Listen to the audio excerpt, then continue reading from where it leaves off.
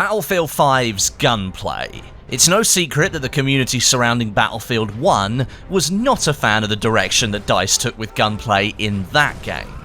All weapons had this equal left and right horizontal recoil, making it hard to predict where the next bullet would travel through the cone of fire, and bullets would randomly deviate, leaving players with very little control of where they were shooting.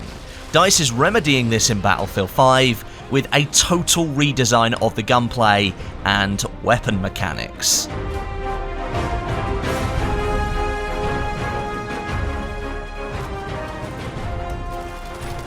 The information I have for this video comes from the behind the scenes early access call that I and many other YouTubers and press members had with EA the day before the Battlefield 5 reveal, and I've got some information here that isn't already out there. This topic is extremely important because the gun you're holding is the thing you use most in a Battlefield game. It's your number one tool, essentially. The changes DICE has made are extremely influential and are going to make this game feel very different to past titles. So let's dive into it and let's see if we can get some more information out there. One of the first points that we need to discuss is an overarching comment that was made by both Daniel Berlin and Ryan MacArthur. These are DICE developers from the reveal, and they were also part of the early access call. They said, "Where you aim is where you shoot." This will be a staple for Battlefield 5 and how weapons will perform. As I explained earlier, Battlefield 1 did not offer you that level of confidence with a weapon at all, and that led people to become somewhat frustrated with them. Unpredictability during gunfights is something I absolutely despise in Battlefield games. That's really why I don't like suppression, and so any changes made to make weapons more readable is a good thing in my book. Now, the comment, "where I aim is where I shoot," is, I think, one of those comments that appears to be made to summarise the gunplay rather than to truly describe it, because I've got some information here that kind of contradicts that statement. I've got an example that will help you understand what DICE is trying to communicate, and hopefully it'll give you an initial feeling towards the gunplay in Battlefield 5. So here we go. You have an STG-44 assault rifle. This is a German weapon, and it has its own unique characteristics and statistics compared to any other gun in the game. DICE is pushing hard with Battlefield 5 to dispel the notion that all guns are created equal, because let's face it, they just aren't. The STG will have an initial first 5-bullet spray, with those bullets following a narrow recoil pattern upwards. After these first 5 bullets, the weapon kicks up a lot more and recoil becomes somewhat harder to manage. The predictability here is that those first 5 bullets, you know with certainty how the STG is going to fire, and therefore you can point your gun wherever you need to point it, and know initially your bullets will land on target, providing your aim is good. As time moves on, you'll begin to master the STG's characteristics, using that 5-bullet spray to land some serious damage on enemies. After the first 5 bullets, you'll still be able to learn how the weapon feels and use it to your advantage. It's just not as easy and predictable as the first 5 bullets will be. Essentially, what's going to end up happening is you'll learn the recoil patterns of each weapon in the game. With the STG, you'll probably learn to burst it for the first 5 rounds to take advantage of that predictability.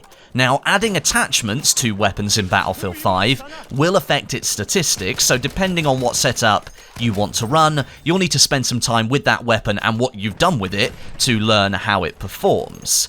Now, these recoil patterns are, of course, not 100% the same every single time you fire the gun. That would make things too easy to learn, far too easy to control. But every gun follows a pattern. The idea with the gunplay in Battlefield 5 is that the player gets more control, they can learn how the weapons perform, master those weapons, and with attachments, change how they perform, and again, potentially master the weapon a second time if they like to change how the weapon is customized. Much more player control in Battlefield 1, you get to know where the bullets are going, and of course that's better for everybody in gunfights. And just to add on to the end here, reviewing my notes, I found something rather interesting. DICE will be minimizing the impact of spread in Battlefield 5. They want to have a much more consistent shooting experience for players, so minimizing spread is one way that they're going to do that. Spread is still going to be in Battlefield 5, it's just its impact won't be as high. We should be able to see some examples of that at EA Play when gameplay is revealed. Okay, moving on now to another point made by Daniel Berlin during the early access call. Skill should be the deciding factor. It should control how good I am, and no external forces should come into play that detract from my ability.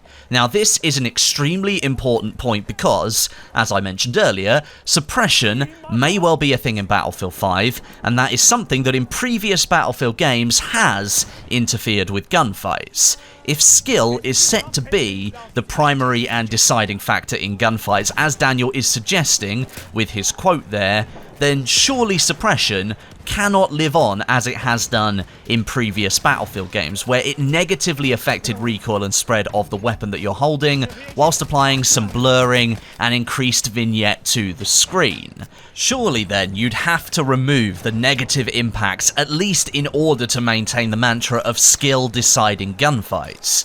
But if this screenshot is anything to go by, DICE has a little bit of explaining to do here. Why would you list suppression sensitivity on a scale of 1 to 5 in some UI mockups? Is it going to be purely a visual effect from now on, maybe even a heightened audio effect to signify somebody suppressing you? Whatever the case may be, I'm not sure we will see suppression in Battlefield 5 resemble the same effect that we did in Battlefield 4 and Battlefield 1. If it does go down to a visual thing, I will be extremely happy, but time will tell. And again, at EA Play, once we get some gameplay, I think we'll see how DICE is currently sitting with suppression in this game. Another gunplay mechanic that DICE is implementing into Battlefield 5 is jump shooting. But according to the developers, it's not this cheesy, casual, annoying version that was present in previous titles in the franchise, and it was actually totally removed from Battlefield 1, and it's something that I missed from the Battlefield 3 days. It's going to be present in Battlefield 5, and here's how DICE is handling it. When you jump initially, you won't be able to shoot your weapon at all. Your soldier will begin the jump animation, and that usually leads to your weapon moving as well. Once you reach the apex of the jump and you begin to fall back down, you'll be able to start shooting your weapon. By this point, you will have regained some control of your weapon, and is usually the point at which you want to start firing your gun as well. Jumping off the edge of a wall or a building and not being able to shoot was a pain in Battlefield 1, so in Battlefield 5, after you've hit the apex of the jump, you will be able to start shooting. DICE has said that you will experience significantly increased spread when jump shooting, as you really aren't in control of your weapon at all at that point, and this should help balance the act against the people that you're trying to hit on the ground. They might be able to line up the shot properly and take you down as you fall, them being in control of their weapon at that time. And lastly then, let's talk about bullet penetration. This is coming to Battlefield 5 in a big way, but DICE is going to make sure it doesn't become a massive pain for players. There's nothing like bullets coming through the wall next to you, you not being able to see what's going on, and then you just simply die from it. So DICE is balancing it in a slightly different way. Light machine guns, stationary machine guns, and vehicle-mounted machine guns will be able to penetrate different surfaces with bullets and disrupt the battle happening on the other side. Visible bullet holes will be part of the destruction system in this game, and they should remain present after you've stopped firing. Smaller guns, however, like pistols, SMGs and others, they won't be able to penetrate surfaces, meaning you'll need to adopt different tactics. Storming the house with the rest of your squad, while the support class blazes the outside wall with bullets, might be a good example.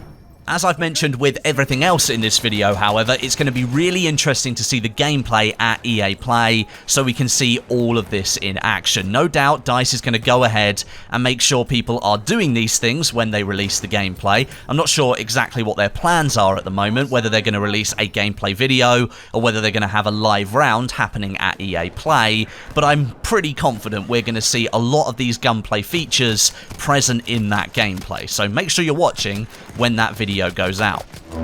So then, gunplay is changing up big time in Battlefield 5, and we're only about a week and a half away from EA Play and the chance to see all of this in action with some gameplay. Let me know your thoughts down below in the comments section, and if there are any major questions that you need answering, I'll do my best to get you an answer and reply to you.